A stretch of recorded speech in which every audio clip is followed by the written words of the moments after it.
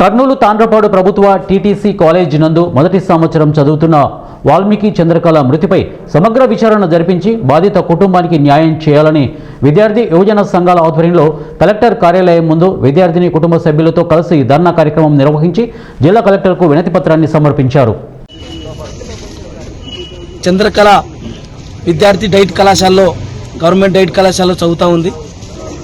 మరి ఎటువంటి ఆరోగ్య పరిస్థితులు కూడా వాళ్ళ లేని పరిస్థితుల్లో అనారోగ్య పరిస్థితులు కూడా లేవు. వాళ్ళ నాన్న కూడా క్లియర్గా కలెక్టర్ గారి ముందర చెప్పారు.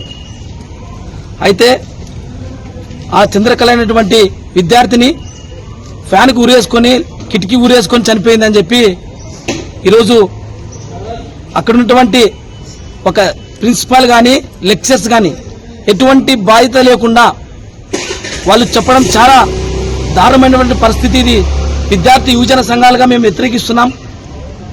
మరి విద్యార్థిని కుటుంబానికి కూడా మేమంతా కూడా సపోర్ట్ చేస్తూ ఉన్నాం.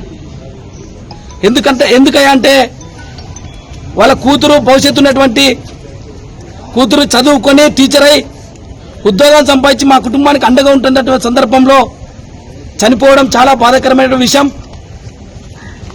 కలెక్టర్ గారికి కూడా వారి కుటుంబంతో కలిసి వినతి పత్రం కూడా ఇవ్వడం జరిగింది. కలెక్టర్ గారు